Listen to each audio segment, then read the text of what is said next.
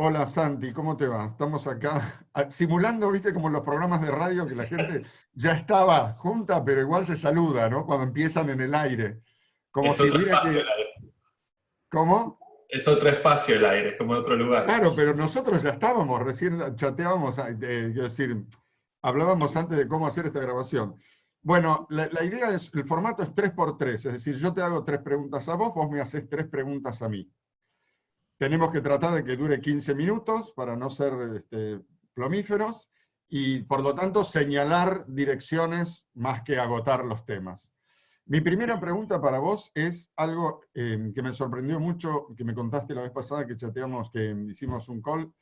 Me hablaste de las criptoinstituciones y me Mm. abriste un mundo, porque yo no tenía idea que eso existía y me pareció que era una posible solución a los dramas de nuestra época, quiero decir, a las dificultades políticas a las que llegó de alguna manera la experiencia humana. ¿Cómo es eso?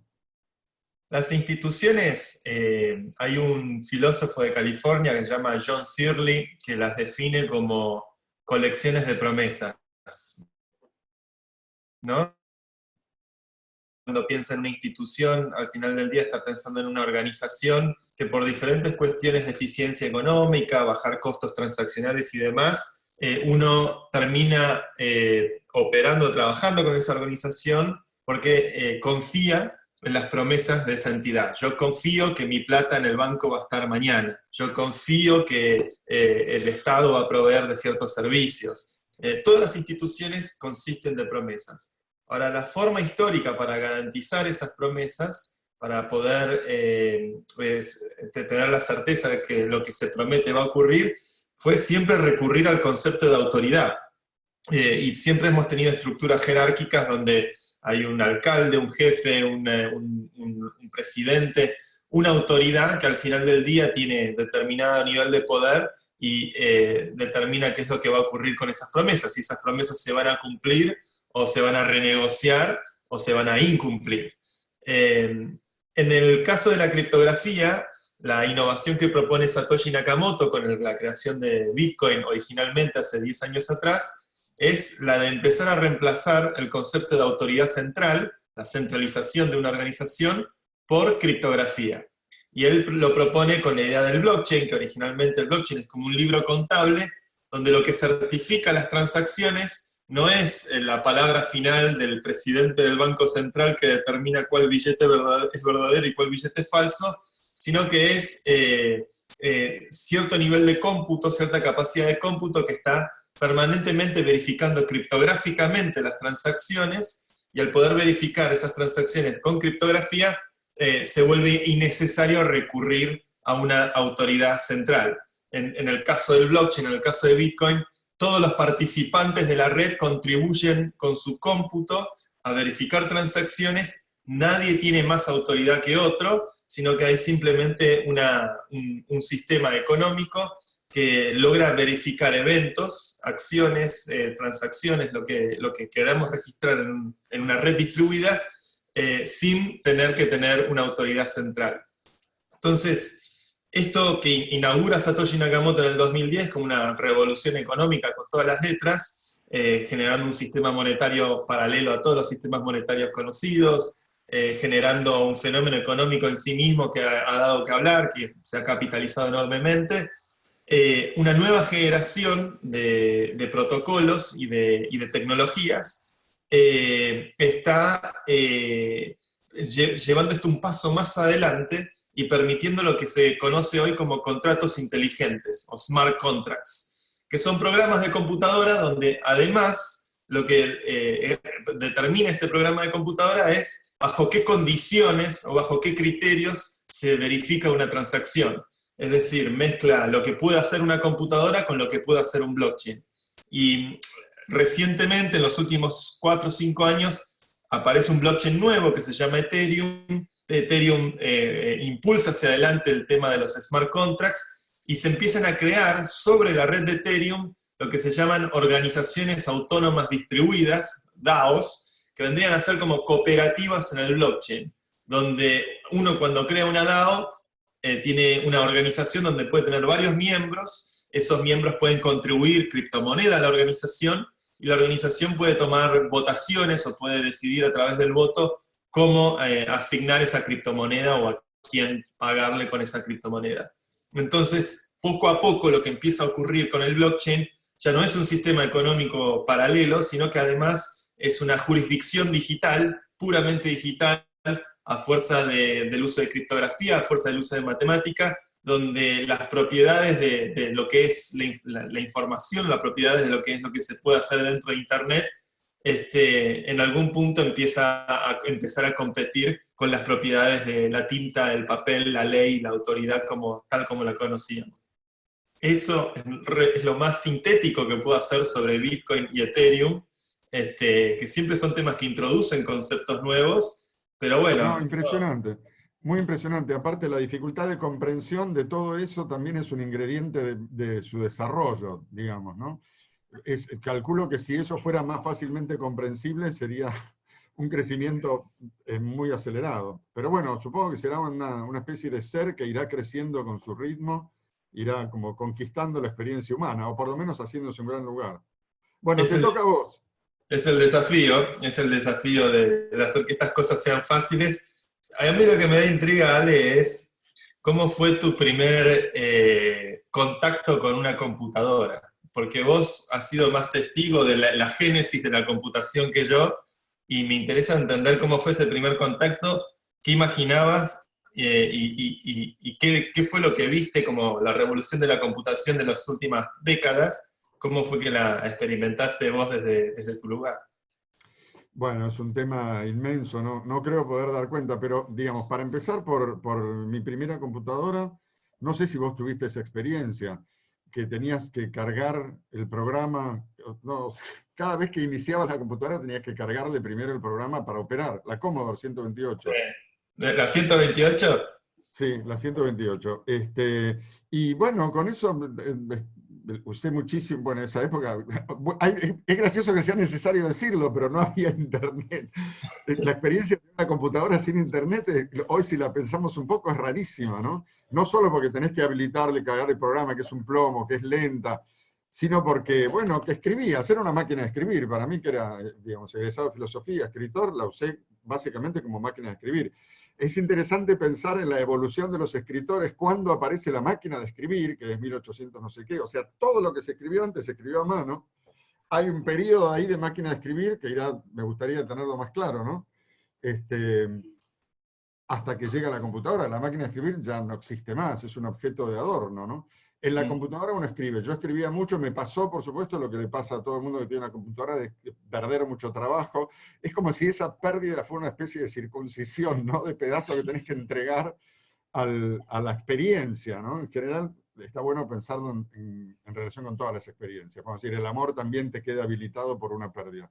Bueno, yo perdí una noche de trabajo, tenía que ir al día siguiente a otra ciudad a dar una exposición sobre eso. Bueno, ese tipo de cosas que le pasan a todo el mundo. Pero más allá de eso, metiéndonos en la transformación que eso aportó a nuestra vida, yo creo que es enorme, por supuesto, no solo la existencia de una computadora en casa, sino de la digitalización y la informatización de tantas cosas. Ha modificado nuestra vida de una manera que es muy difícil que nos demos cuenta, en realidad, que hagamos consciente hasta qué punto esa modificación está presente. De todas maneras, me gusta también señalar lo siguiente: en época de tan alta tasa de cambio como estamos nosotros ahora, algo cambia y algo no cambia todo. Y es muy interesante tratar de situar eso, porque el ser humano no va a dejar de ser el ser humano, es decir, un animal creado por millones de años de evolución biológica. Entonces, hay cosas que por más computadora que tengamos, por más singularity que querramos introducir en nuestras vidas, van a seguir sucediendo, es decir, no vamos a superar la muerte. Y sin embargo, todo este advenimiento de la informatización nos nubló un poco la vista, o fue por lo menos el vehículo de un idealismo que cree que puede cambiar las condiciones de la vida de un modo mayor al que en realidad pueden cambiarse. Entonces, hay algo que no muta, o que muta como quiere, según su ritmo, según su estilo, la parte animal, la parte real, más real en cierto sentido, de las vidas humanas, porque siempre la vida humana se vive desde un sujeto. Y después hay algo que sí va cambiando, que es el modo en el que esa vida humana va modificándose, potenciándose, sofisticándose. Yo creo que tu pregunta, que por un lado también me da la sensación que estamos demasiado cerca para entenderla, ¿no? Pero bueno, queda abierto, no tengo respuestas finales. Tengo esas cosas para señalar, digamos. ¿De qué te Sí. reís? No, es que eh, es algo que está claramente atravesando la humanidad cada vez más, de una forma más potente, y no somos plenamente, es muy difícil como mirarse desde afuera con lo que ocurre con la revolución informática, la computación. Para mí es como la gran protagonista de esta época de la civilización. Pero bueno, también digo, Aún más, ella es nuestra mirada, nosotros miramos a través de eso, ¿no? O sea que es muy difícil ver eso. Bueno, yo tengo la segunda pregunta para vos, Santi, que es, háblame de Vitalik, o de Vitalik, que me presentaste el otro día ese personaje increíble y me descubriste también una especie de nuevo Messi en la humanidad. sí, puede ser una buena definición, ponerlo como un nuevo Messi. Vitalik Buterin, él es ruso-canadiense, hijo de padres rusos que emigraron a Canadá. Creo que creció en Canadá casi toda su vida, o desde los 6 años, muy temprana edad. Él tiene 24 años hoy, si no me equivoco, y es precisamente el creador de Ethereum, que es interesante porque Ethereum es un protocolo, es una criptomoneda que permite contratos inteligentes. Vitalik originalmente comienza a meterse en cripto, en Bitcoin y estos temas como periodista de la Bitcoin Magazine, una revista muy prestigiosa de los primeros años de Bitcoin, donde varios hackers conocidos cubrían la industria en esa revista. Él empieza a ganar sus primeros Bitcoin escribiendo para esa revista, y tiene esta idea de donde, si uno mira el blockchain de Bitcoin, el Bitcoin en sí mismo como protocolo es un protocolo tonto, en el sentido de solo permite hacer una cosa y la hace muy bien, casi como una calculadora. Es un blockchain que es como un libro contable distribuido, descentralizado, donde no hay autoridad central, que permite mover monedas de A a B, nada más. Y Vitalik, había un proyecto en esa época, esto él lo ha dicho varias veces, había un proyecto llamado Mastercoin, que trataba de agregar al blockchain de Bitcoin nuevas funcionalidades. Y él dice, pero en lugar de agregar nuevas funcionalidades, ¿por qué no agregamos directamente una máquina de Turing? Que es básicamente, ¿por qué no hacemos que el blockchain pueda realizar computaciones universales? La máquina de Turing es la computadora, la máquina universal.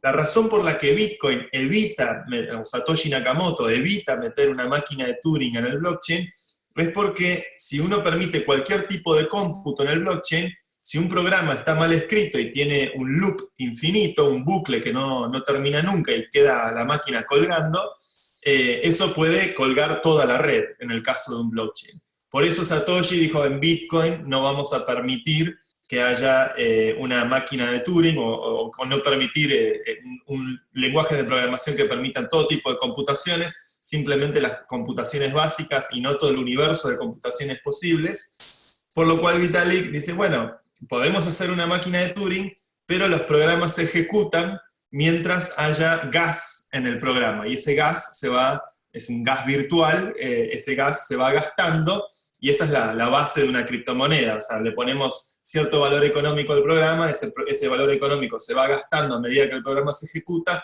y cuando el programa se queda sin gas, el programa deja de ejecutarse. De esa manera resuelve de una forma muy simple el problema del riesgo de que se cuelgue el blockchain, y nace el proyecto de Ethereum. Bitcoin debe tener una capitalización de mercado de 120.000 millones de dólares, Ethereum está en segundo lugar con 30.000 millones, y después cuando uno mira las comisiones que dejan por ser minero o por operar en estas redes, de los 5 protocolos más importantes del mundo hoy, 3 son protocolos que corren sobre Ethereum, y el cuarto es el propio Ethereum, y el primero es Bitcoin. Por lo cual Vitalik inaugura como una nueva ola, él y todos los hackers y contribuidores de Ethereum, que es un proyecto de código abierto, inaugura una nueva ola de la computación. Para mí es una figura, muchos podemos hacer la comparación con Mark Zuckerberg o Bill Gates. Bill Gates fue el tipo que hizo la primera empresa de software de la historia y se dio cuenta que el software era más negocio que el hardware. Hizo Microsoft y generó una revolución con Windows y todo lo que usamos en nuestra vida cotidiana. Zuckerberg, las redes sociales, ¿no? Gente muy joven que que de repente ve cómo entiende un paradigma nuevo mejor que el resto. Buterin creo que lidera hoy lo que es la conversación en lo que es la industria cripto, en todo lo que tiene que ver con criptomonedas.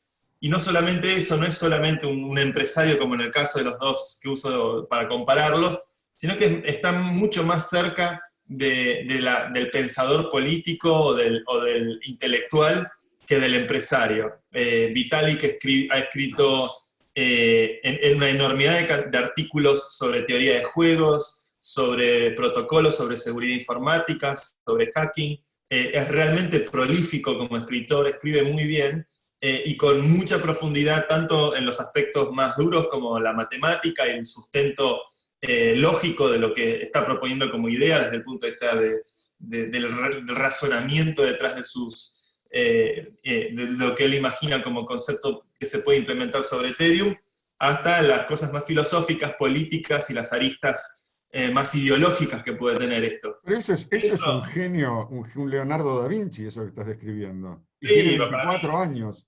Tiene 24 años, yo conviví con él un día en Canadá, que fuimos al Parlamento canadiense a ofrecerles varias ideas para implementar blockchain y algunas ideas de teorías de juegos al gobierno canadiense para mejorar su proceso de toma de decisión. Y es un pibe realmente muy humilde, me acuerdo, tenía una mochila, me acuerdo, le pregunto, ¿qué tenés en la mochila? Y dice, en mi mochila tengo todas mis posesiones materiales. Y él se la pasa saltando en avión, dando vueltas por el mundo. Hoy no creo que esté volando mucho por el tema del virus, pero básicamente se estima que la fortuna de él puede estar en el rango de los $100 millones por haber sido uno de los iniciadores del protocolo de Ethereum, pero más allá de la cuestión económica, es sobre todo alguien que está contribuyendo mucha teoría en lo que podríamos decir cypherpunk, ¿no? De teoría que combina criptografía, política, anarquismo. Creo que tiene una cabeza que, bueno, no por nada, creo que muchos en la industria seguimos su liderazgo, y sus aportes tecnológicos son muy concretos, como el caso de Ethereum, y creo que es hoy la persona a mirar de cerca de la nueva generación de programadores y hackers que está dando que hablar en el mundo.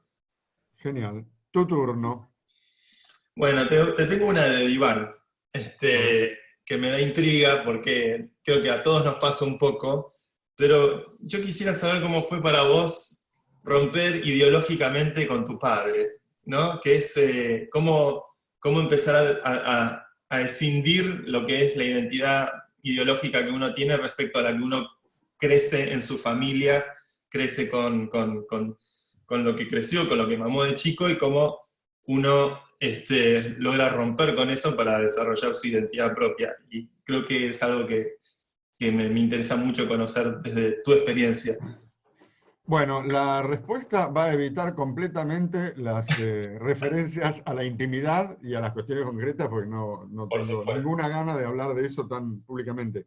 Pero sí me parece que es un tema tremendo, fundamental. Creo que soy un caso especial de eso.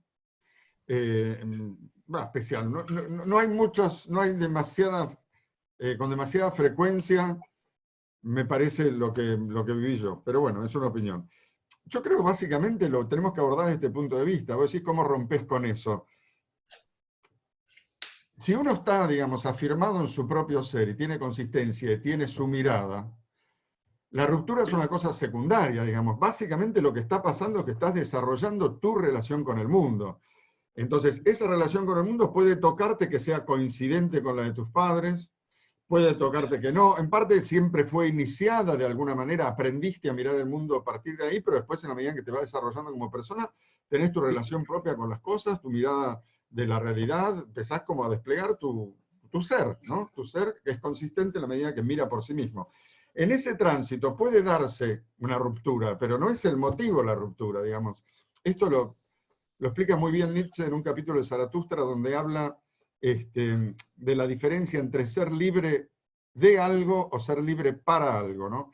Ser libre de es como el primer momento de choque, ¿no? Tal persona no me va a decir lo que tengo que hacer. Ok, bien. Pero después, ahí lográs tu campo de libertad. ¿Qué vas a hacer vos con tu campo de libertad? No, porque nadie más me va a decir lo que tengo que pensar. No, no, está bien. Ok, nadie te... Pero ¿qué pones en el campo que abriste? Entonces, hay un momento de la libertad que es choque, por ejemplo, o proceso de diferenciación, por decir. Y hay otro momento que es hacer tu juego. Yo creo que ese es el momento principal que va guiando al otro, al de la diferenciación, porque la diferenciación por sí misma no es valiosa. Puede ser precisamente el colmo de la neurosis. Tengo que ser distinto. Entonces te estás guiando por el otro, no sos vos. Yo creo que estamos hablando del desarrollo de la independencia. Y me gustaría ligarlo con otra cosa que me gusta mucho decir, que es la diferencia que hay entre cierta tendencia habitual a idolatrar a las generaciones pasadas, o por lo tanto a ubicarse de otra manera y más bien abrir espacio a las generaciones que vienen. La posición tradicional, convencional, es papá, mamá, fabulosos, qué grandes, qué vida increíble. Yo soy una sombra de eso, mirame en este mundo perdido, y mis hijos pobres, lo que les toca, esos idiotas pegados a la pantalla. Ese choclo de descripción del mundo horrible, me parece que es la tradición. Y eso es lo que ha hecho el progresismo, digamos. Ha quedado idolatrando el fracaso de los padres. Entonces no hubo separación posible, no hubo desarrollo propio. Bueno, a mí me gustan más los padres que dicen, papá, mamá, ok, hicieron lo que pudieron, los quise mucho, o no, o fueron una mierda, porque hay de todo en la vida. No, no es que papá, mamá siempre fueron geniales. Yo tuve suerte.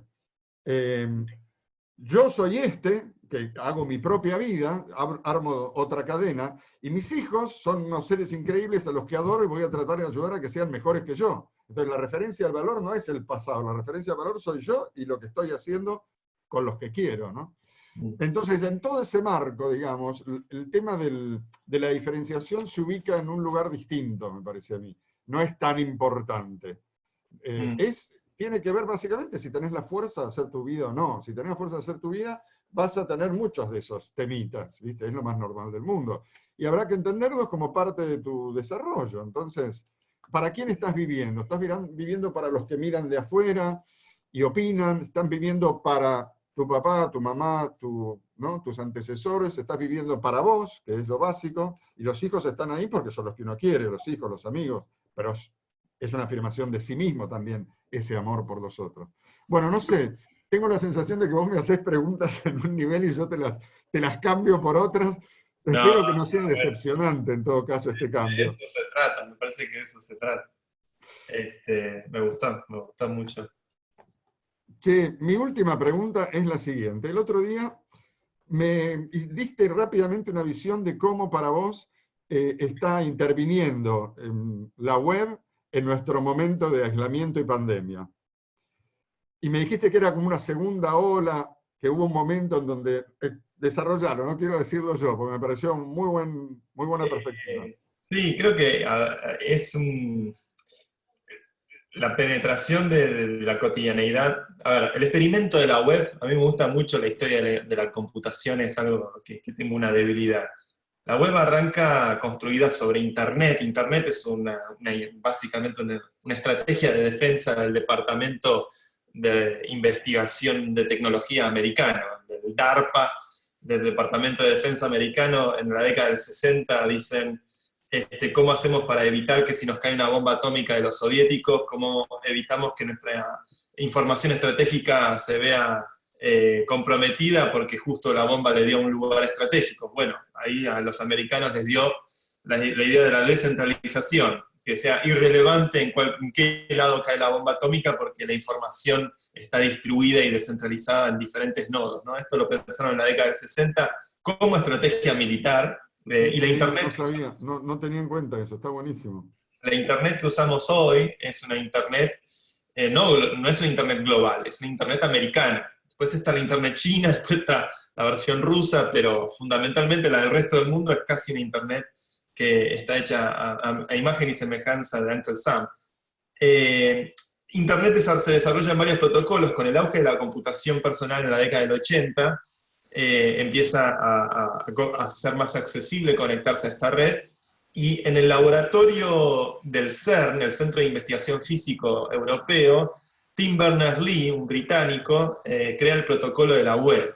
Y el protocolo de la web es el principal protocolo que usamos hoy, que permite el hipertexto, que permite páginas con links que llevan a otras páginas. Él imaginando cómo trasladar conocimiento académico, porque era un investigador académico, a la pantalla digital. El hipertexto era como una cosa muy de moda en los 80s, y la web empieza a despegar con el primer navegador comercial que se llama Netscape, que es una variante de Mosaic. Después Microsoft hace su versión, el Internet Explorer. Mosaic era un proyecto abierto, Netscape es la primera empresa que inaugura, una de las que inaugura con Yahoo y un par otras, la burbuja de las .com, y ahí arranca el fenómeno capitalista de Internet, que tiene la famosa burbuja que explota en el año 2000 o 2001, pero donde se da un proceso de aceleración de la creación de infraestructura para acceder a esta red. Se instala fibra óptica, se instala todo tipo de tecnología de telecomunicación, se optimizan los procesadores para trabajar en red, aparecen cosas como Google, ¿no? Y creo que vivimos entre los 90 y los 2000, hasta con la elección de Barack Obama, un proceso de enamoramiento con Internet. Internet empezó a ser cada vez más, la aparición del iPhone la puso en nuestro bolsillo, empezó a ser cada vez más una parte de nuestra vida cotidiana, y creo que una de las historias políticas más interesantes de esta década es la relación de Internet con la política o con el poder político, o esta tensión entre Silicon Valley y Washington, para ponerlo en términos americanos, o más específicamente la tensión que hubo entre Facebook y Mark Zuckerberg, y los diferentes candidatos, Barack Obama en un principio y Donald Trump después. Con la elección de Barack Obama en 2008, el que maneja la estrategia de redes sociales para Barack Obama es uno de los cofundadores de Facebook, Chris Hughes. Es un cofundador menos conocido que Zuckerberg, pero fue uno de los principales socios de Facebook, y él dirige la campaña de redes sociales de Obama, pero en ese momento Obama era la estrella del progresismo americano, una figura casi con el apoyo de todos los medios, pero ya en ese momento esta idea del targeting y de la personalización del mensaje, de probar muchos mensajes a la vez para ver cuál tracciona, ya era parte de la vida cotidiana de cualquiera que trabajara en redes sociales. Pero en esa etapa todavía el mundo se estaba enamorando de Facebook, todavía el mundo se estaba enamorando de Instagram, de Twitter, de todos los servicios que usamos en nuestra vida cotidiana, pero en 2016 hay un quiebre, y el quiebre es que gana el que nadie quería que gane, que es Donald Trump. Y a partir de ahí, Donald Trump, enemigo de los medios, con una retórica que incomoda a prácticamente todo el establishment americano, ahí arranca como todo un proceso de divorcio o de declaración de guerra sutil entre Washington y Silicon Valley, donde el principal chivo expiatorio es el propio Zuckerberg. Zuckerberg termina yendo a testificar al Congreso, primero por el escándalo de Cambridge Analytica, porque targeteaban los mensajes, personalizaban, extraían información privada de la gente sin que la gente fuera plenamente consciente de ello, aunque también era el caso de 2008. Pasa que entre 2008 y 2016 hubo todo un giro en relación a cómo miramos las redes, estas redes que primero nos enamoraron y fueron como el faro de progreso y de avance tecnológico de la civilización, de repente se volvieron nuestra peor pesadilla. ¿Vos decís que ahora recuperamos esa relación? Y creo que ahora con el COVID, que hubo un replegamiento a escala mundial de cada uno volver a nuestras casas, la virtualidad o la esfera virtual ha cobrado un protagonismo en nuestra intimidad y en nuestra forma de trabajar y vincularnos con los demás, que es inaudito. Tenemos proximidad virtual mientras mantenemos distancia física, casi como si el virus estuviera generando una mutación en nuestra sociedad respecto a cómo nos vinculamos con el otro. Yo hoy salí a cortarme el pelo en Madrid y bueno, es todo barbijo, todo el distanciamiento social, mucho control, mucho miedo todavía en las calles, mientras durante mi día a día es ir de una llamada de Zoom a otra. De hecho, Zoom era una herramienta que yo usaba siempre para mi mundo profesional, y recién con el virus empecé a tener cumpleaños, fiestas con amigos por Zoom, o hablar con mi familia por Zoom, cosa que esos dos mundos no los había conectado yo en mi intimidad. Y creo que es parte de la mutación del COVID, la tecnología vuelve al rescate. Ahora creo que tenemos mucha más conciencia de cómo la tecnología incide sobre nuestra privacidad, creo que hay mucha más conciencia sobre qué Genial. implica usar Facebook o qué implica usar las redes sociales. Nos estamos pasando mucho del tiempo, así que vamos a tu última pregunta. Y vamos a la última, que yo, algo que me pasa cada vez que voy a Buenos Aires, y me pasó últimamente, y si bien en cada viaje vuelvo como refrescado de que en el fondo no somos el desastre que decimos ser, yo quisiera entender por qué Argentina está tan enojada.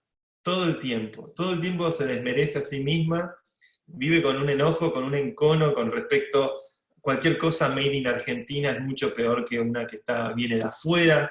Y ese enojo tan enquistado en la sociedad, ¿qué medicina podríamos aplicarle? Porque yo sé que vos pensaste esto mucho, pero ¿cómo se puede persuadir a una sociedad como la nuestra tan enojada? Es muy interesante que fijes el tema en el enojo, ¿no? Yo no lo había escuchado así, me gusta.